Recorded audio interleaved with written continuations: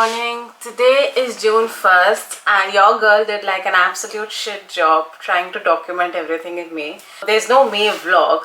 And May was a really fun milestone month, but it was also a very chaotic month because there's like one aspect of my life which really took over the whole month. I had to do a lot of last minute changes to plans just to be able to accommodate this, and it's fine, it's a good thing. I'm sorry, I know it's annoying when people come on here and talk about things or reference things that they can't really talk about in detail, but it is what it is. Today is a super exciting day because I'm upgrading my bookshelf. I'm getting a really nice bookshelf. The plan for the day is to definitely arrange all my books on the bookshelf. That always gives me a lot of joy. I don't have many books here. When I moved to Dubai, it just didn't make sense to ship all of my books because I was not shipping any of my furniture from India. It was hard to leave the books, but it was also exciting to be able to start and build that collection from scratch. And now I would say I have a decentish number, probably 50 books. If that's something that you like, or just general organization is something that you enjoy, then I hope you will like this video. I don't think it'll help to be just boxing your room. It's not like you to lose faith in all the work you're doing out here. You got nothing to fear. I'm just saying it don't hurt to believe in me. It's no life to live in the now. You don't need saving, but I'll do what I can to see you in all your natural style. Let's go outside today. Go outside today. Let's go outside today. Go outside, go outside, go outside today.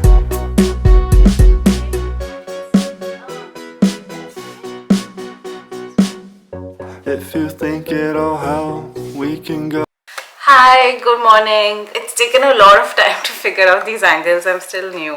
By the way, I had some errands to run in the mall yesterday. So I did go. I don't go to the mall often. Probably once in 5 months, 4 to 6 months. But Kinokuniya, which is the bookstore in Dubai Mall, it's a lovely bookstore, by the way, highly recommend. They had a clearance sale. They had a clearance sale where they were selling books for 20 dirhams, which translates to roughly $5 to $6 or 400 rupees in India. That's a big deal because books in Dubai are expensive. They are like US Euro prices, and if you've seen my bookshelf video, you'll know about how I keep just buying books from India. But when I saw this and I went through, it was like pretty much books laid out on benches and you just browse, and there was no rhyme and reason to it. So you need to spend your time really searching through some good titles. But I found some really good titles, so I'm very excited about a couple of the things that I bought. So the first one that I have is The Betel Nut Tree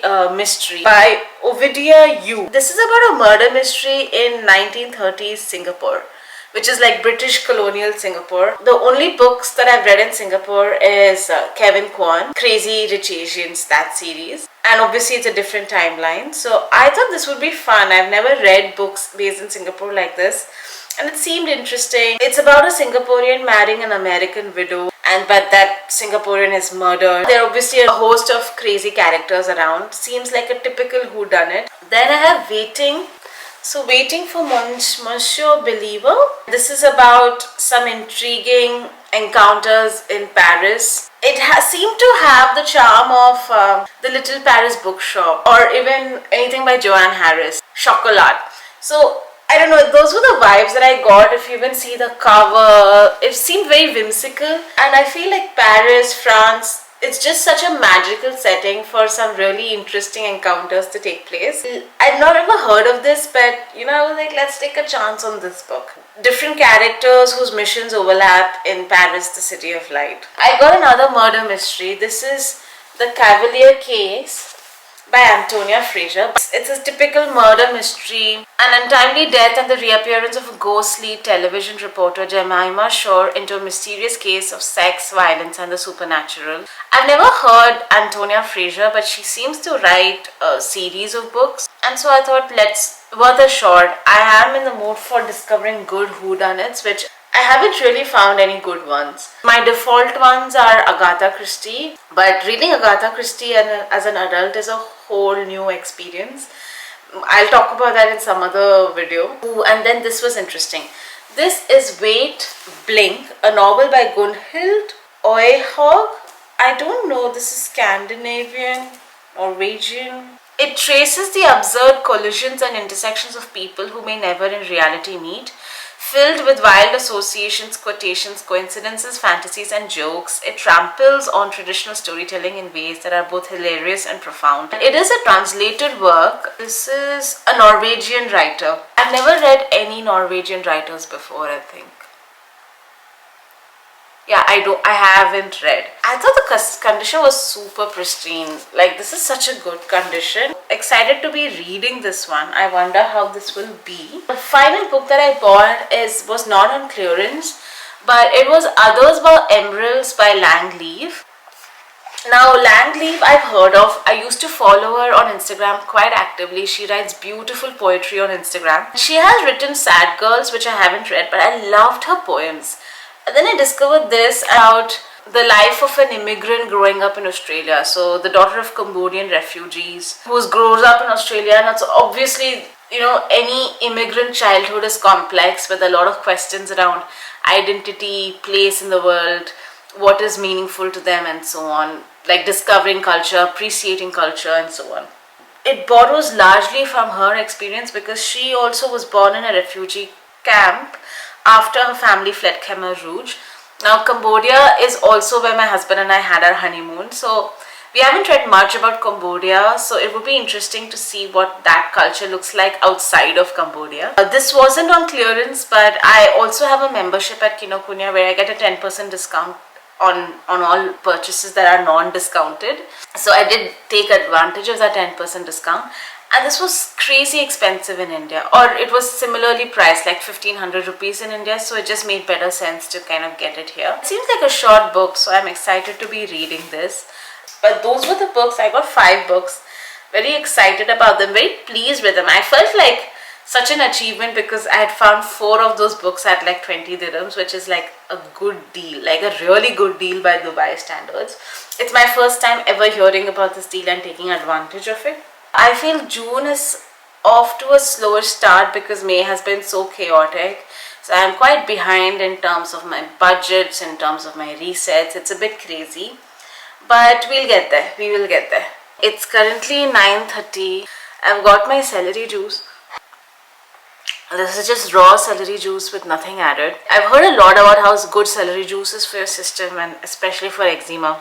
So I started doing this maybe a week ago. The taste isn't bad. It's not disgusting. It's very tolerable. It's just like slightly flavored water. And it's pretty nice when it's cold. So I'm having that. So I'm going to share something that's quite vulnerable, okay?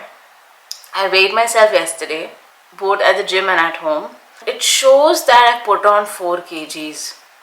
I'm nearly 89 kgs now. And I don't understand how that can happen in just a month. Granted, I did work out less in May. I did probably 10-12 days in May. While I was pretty good in the first half of May, I would say first 10-12 days of May, the second half I did end up ordering outside food. I've never even gained 4 kgs on trips. So I genuinely don't know, like on May 6th, because I have the app, on May 6th it says I was 84.5 and yesterday I weighed myself at 88.5 and I'm like, dude, that just does not make sense. And you can imagine how sad I was feeling. Like, it was very, very, very disappointing. It made me question my self-worth a lot, and I know there are much bigger problems than weight and weight loss. I know that, and I recognize that it's such a privilege that that this happens to be one of my big problems in life, right? So like, I'm completely aware of that, but that doesn't make my feelings invalid. Now, of course, for me, logically, I feel 4 kgs weight gain in a month is not realistic. So either the measurement is wrong, which I don't think it is because I've done it at 2 independent places, or the baseline is wrong. Now, the baseline could be wrong because I just weighed it on my Withings scale at home, which honestly, for Withings being one of the best weighing machines in the world, it's really been disappointing. it keeps messing my measurements up, especially my body composition results. So baseline could be wrong. So maybe I was in 84.5 and maybe I was much heavier, and for some reason it showed that. The other possibility could be that I wasn't completely empty yesterday when I weighed myself. I don't want to get into TMI territory, but that could be. But I find that very hard to believe that would make such a significant difference. So that is the second possibility. The third possibility could be that there's something wrong with me, like from a internal hormone, something is wrong with me. So I'm going to go and get myself checked. Hopefully there's nothing wrong.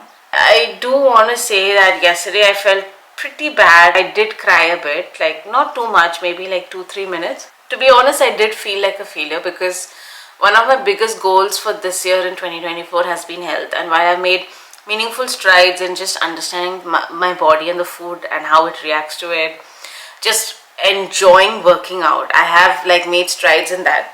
I decided to take a corporate sabbatical, let me put it that way, so that I had more time to focus on things that are important. And I'm at that stage in my life where I've ignored health for far too long. Technically, I don't have any other pressing commitment, external commitment this year. So I do have all the time that I ever needed to lose weight, right? So if at the end of it, I am not losing weight, then I genuinely will feel like a failure. But if there's one thing that I need to definitely do, it's like a non-negotiable for me, it's like focus on health and like become a healthy weight. And the fact that I'm nowhere close to that yearly goal with like 7 months to spare, we're in the beginning of June, is very, very depressing. It's really depressing.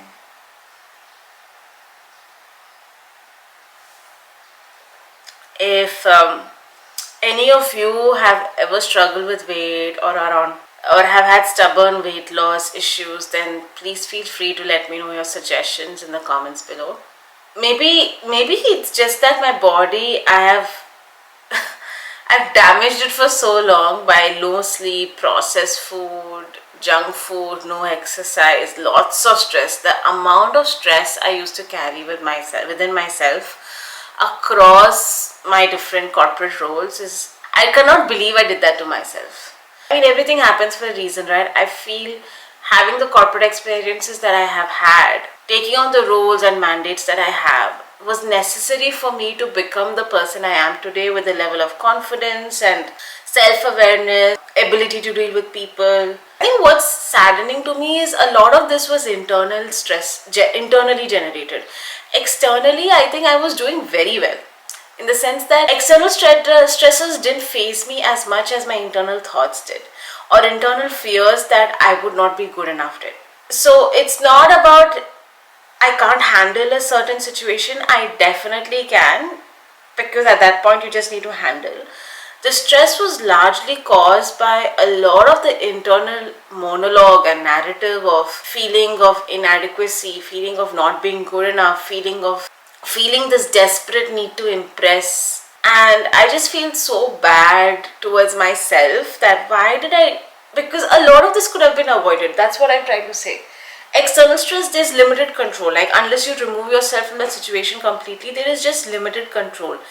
But internal stress is so much more manageable. It's completely in your mindset. It's completely in your worldview and self-esteem. So I just feel so bad that I didn't get to this realization sooner. Yeah, I would have probably enjoyed myself a lot more. I did enjoy myself. I have to caveat this by saying I really enjoyed my corporate career. I loved what I was doing. Yes, there were highs and lows, but net, I do not begrudge that at all. But what I do regret is the kind of, I would say, almost self-deprecation and self-hate I had towards myself. And the way I was operating constantly out of fear, I was operating from a place of negativity rather than positivity. And I just wish I wasn't that way, So if you are young and if you're working on any venture, any job, I really hope that you embrace it. Any job, any experience will have highs and lows, okay? And so this is separate from that. It is not that there should not be any low in life. You are bound to have lows in life, but it's about how you talk to yourself during those lows. And I just wish I was kinder to myself as a younger person. As I'm talking through, I realized that, yesterday realizing my weight gain was also a kind of low. And I should just be kinder to myself that, dude, my body, touchwood, is working for me. It is getting up, it is moving. I can feel my body strengthening with my exercises, right? So it's just a question of giving it the right inputs in the context of what my body needs. So it could just be that while I love Pilates and that kind of movement, I probably need different kinds of movement, like which has more heart rate variability. So maybe cardio, maybe walking, maybe a lot more strength training, which I'm anyway trying to incorporate. So maybe that's the pathway. And I do know, I think one clear pathway is definitely cutting down on outside food. Like I wouldn't say I live to eat, but I find it very difficult to resist the temptation. And sometimes I do have cravings. Like some days I'm just like, I need Chinese, I need veg Manchurian. Some days I'm like, I need that pasta from that specific place. It is slightly tricky for me for sure, but it's been tough. If for anyone else who's going through a similar journey, it might not be weight loss, it might be something else where you're trying very hard and your body is not responding the way you need it to, or the circumstances are not responding the way you need it to, then I would just say, this is what I'm going to do. I'm going to try to shift the voice in my head. I'm going to try being much kinder. And of course, try to be objective, logical, to understand what is working, what's not, and why.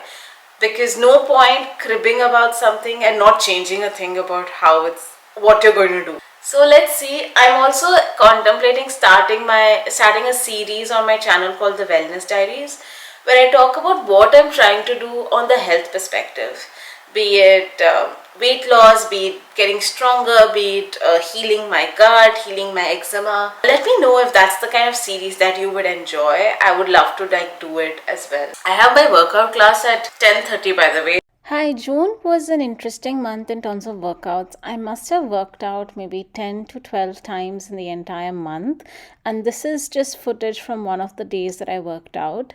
June also marked the month in which I completed around 50 to 55 workout classes. I haven't recorded all of them. I haven't taken stock of all of them, so I'm not sure about the exact count. But that is interesting. That is a pretty good number to me, which implies I've been working out once in 3 to 4 days. And for somebody who has never worked out regularly before, I think I'm finally getting into the groove of enjoying workouts, looking forward to workouts, and so on.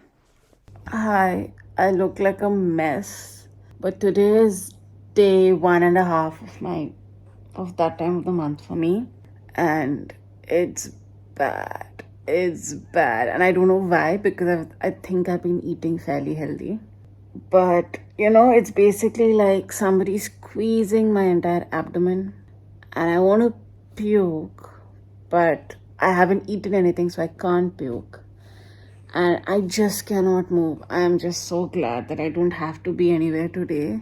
And you can see, like, I've also been dealing with poor sleep. Sometimes the day before my day one, I can't seem to sleep at all. Like, I just don't get any sleep. Please tell me this, why do we have to go through this? Please help me understand. I don't. Anyway, at least now I'm well enough to try to come here and film. This is literally me in bed. Oh, this is a comfortable bed though. I do have some leftover food, but somehow I can't seem to eat it. I've been craving some Maggi or pasta. And I was like, pasta is a bit more healthier than Maggi, even though it's not gluten free. So I've ordered cacio e pepe. And the place I've ordered from sends less quantities, so I think that's like the lesser of the two evils. But it's been, I think that's my order, so I will see you. Yeah. So I've got my pasta in front of me. This is not how I should ideally have, but I swear sometimes you need to listen to your body. I think I really like the ingredients that this place uses because I never feel heavy after it. It's a cacio e pepe, so it's like a cheesy peppery sauce. And you know what? I should try to create a gluten-free vegan version of this at home. So at least whenever I'm able and when the craving hits, I can try making this. I've also got hot water on the kettle. So in case I've never told you before, that was too hot. But I love hot water. Even if it's the hottest of days, I end up making hot water and having hot water all the time. It just makes me feel lighter. So I have hot water during post meals, during meals. And in June, in fact, like the past 2-3 weeks, I've taken, I really burnt my tongue. I've taken to mixing in some ACV with my hot water. And maybe I should do that today. It just makes me feel lighter. But I've also heard it's very good for you to reduce insulin spikes. You know, this does hit the spot. In fact, yeah, I think the quantity is just right. Some days you just need to listen to your body. By the way, since the morning, I basically had an entire bowl of pomegranate, some black coffee, and 2 protein truffles. Like that's all I could like put into my system. And now I started feeling hungry, and we're like at nearly 4 p.m.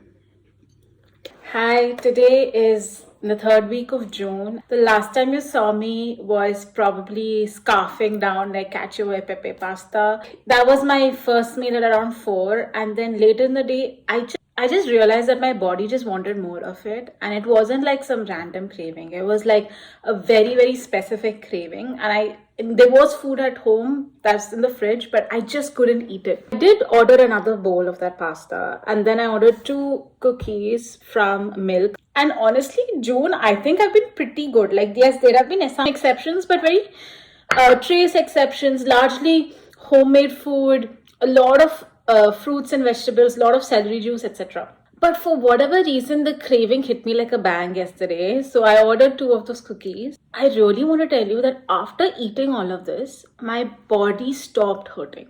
I don't know how to explain it. Like after my first meal of that pasta, it reduced a lot. 3 hours later, I think, I had the second pasta and then the cookies. And I was still dealing with pain. But once I had the second bowl of pasta and the cookies, it finally went back to normal. That got me thinking, because in usual times I would have like beaten myself up. I would have been like initially I was like that. I was like, oh no, it's gotten derailed. I was like on this whole gut healing protocol because I was introducing a lot of good healthy habits, and you know, these 3 days just completely seems to have derailed all of that. But I think sometimes there is some merit in listening to your body and what your body wants. And I genuinely felt so much better yesterday after that. I was a lot less in pain. I was a lot more relaxed. I think that's just a lesson to me that sometimes you don't have to be so rigid with your diet, because I'm a very all or nothing person. So when I'm not able to stick to something, I take it very seriously and like I beat myself up. There's a lot of negative self-talk that happens. And today, in a very long time, I'm not feeling negative about the fact that I didn't follow that diet particularly well. So today is the next day. I think it's 3 p.m. and I wasn't hungry, so I was just listening to my body. So I've had this is my black coffee, and I've had these gluten-friendly peanut butter truffles. They are not dairy-free. The combination with coffee was mind-blowing, and I was like, dude, I'm gonna have this again today. So you can see those canisters at the back. Sorry about the non-aesthetic background. My vlogs are largely a slice of real life, just the bits of life that I want to show. So I don't believe in curating it or trying to make it perfect. But this week, honestly, if I think about it, it has not been productive at all. This experience has really taken me out. I had to cancel my workout classes because the cramps were very painful. I'm just grateful that, I am master of my own time at the moment. And I have the luxury and privilege and flexibility to flop down and do nothing for 3 days when something like this happens. And I'm so mindful of it and grateful for it. Like even yesterday, right, when I was doing this, there's this book that I'm reading called The Picture Bride by Lee Gum-yi. It's a translated Korean work. and it's set in the 1900s, so early 1900s, about Korean women who get married off to grooms in Hawaii whom they've never met. And of course, life in those times was quite hard, even like standalone, especially as a woman, you really have very little agency. The kind of expectations that you have, the responsibilities that you have, the duties you're supposed to handle. It is the kind of book that makes you really recognize your privilege. It's not that you didn't know it, but it's when you read a story completely based on it, written from the woman's point of view, you really understand that your current experience is completely boiled down to luck. I don't personally think I've done anything great to deserve this. Sometimes, and I feel just very, very privileged and grateful, and yeah, privileged and grateful. So anyway, that's a book that I need to finish. I'm one third of the way done, but it is a sad book, and I'm already feeling like I just cry watching TikToks. Like it's been so easy for me to cry this time around. So I'm like, dude, I don't think I have the capacity to read, see intense stuff or watch intense stuff. So even when I'm looking and watching, I'm looking for things that are easy, popcorny. You don't have to spend too much of your mind space thinking about things, because I know otherwise I'll just cry. I still have so many errands that have just been like delayed because of this. So I meant to organize my kitchen area, storage space, which is like so disorganized at the moment. And even my wardrobe, only half of it is organized. My makeup is still in cases, so I can't find much, which really makes it difficult to plan and shoot video content. So I have so many things on hold. There's just been so much inertia, physically, mentally. I'm not trying to question it too much. I'm hopeful that at least Saturday onwards, I should be able to get into the groove of working out and hopefully organize everything. Hi, I'm just heading for my laser appointment, and this honestly has been so long overdue. I was supposed to go for this appointment way back in April and I couldn't, and May has been a crazy month. So I'm finally getting it done in June. Kind of dreading it because it's gonna hurt a bit because of the long time that I've got my hair in a head bun. This is the Aqua's hair bun, I believe. So good, especially when I'm washing my hair and I just want it out of the way, but I still want to get it dry. So I just thought I'll come on here and show you my typical AM skincare routine, which on the days that I actually follow it, it's very simple. I've realized the lesser steps, the more targeted, intentional steps I have, the better. So the first one that I have is the Sun by Me AHA PHA Miracle Toner. I just slap the liquid onto my face, onto my palms, and just directly put it all on my face. I know the lighting is not great, it's just that I just have a spotlight here. I think that works well enough. Texture of my skin, I hope. Sorry, the lighting is a bit harsh, so shadows are also a bit harsh. Yeah. I go in with my eye cream. This is my Aesop Parsley Seed Eye Cream. This is how well used it is. It still has a lot more. So I need to still use it up. I use my ring finger whenever I'm trying to massage any eye cream or around my eye, in and around my eye. Next, it's time for serum. I have the Omorovisca Vitamin C Serum. This is good, but stupidly expensive and inefficient because I can only squirt this much quantity at any given time. The Omorovisca Daily Moisturizer Cream. I think it lasts me a good half a month or so. So I go in with 4 pumps like this. As you can see, it's quite a viscous cream, so it doesn't slip or slide anywhere. Just go in and moisturize my face. Remember your neck, under your ears. This is a heavily fragrance cream, so just something for you to know if you don't like fragrance. Any excess I massage into my hands. Make sure your neck gets all that love.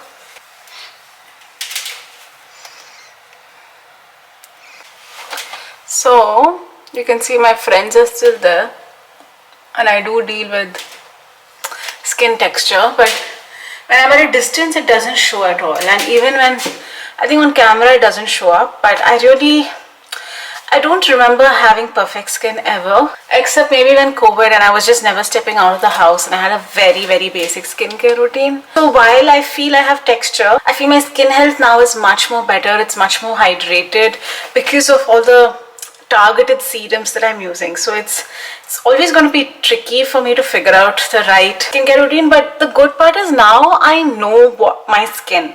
So I know what works, what doesn't work.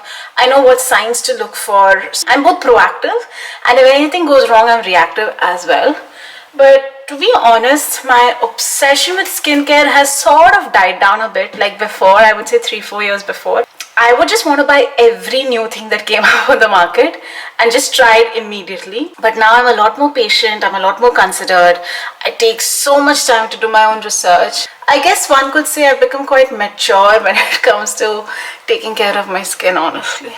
So it is good, but if you come close, you can see all this texture with, I'm not a fan of. The next down to sunscreen, I have this Isntree Hyaluronic Watery Sun Gel. It's very good.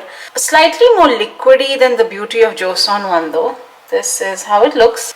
But does the job and doesn't pill, doesn't leave a white cast. Is fun to use, it's actually cooling as well. But I do prefer the Beauty of Joseon one a lot more than this. So going in. You can see no white cast. Is hydrating as well. Hopefully this light is easier. I go in with another layer. Focus more on my neck this time.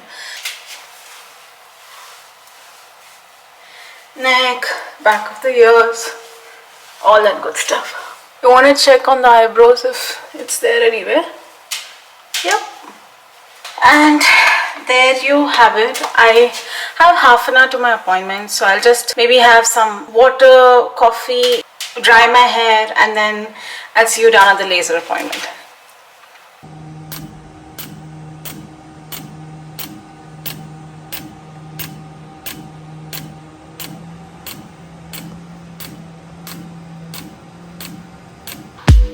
Girl, you're my energy. Use me up like a battery. Tell me that you're okay. I've been driving all day.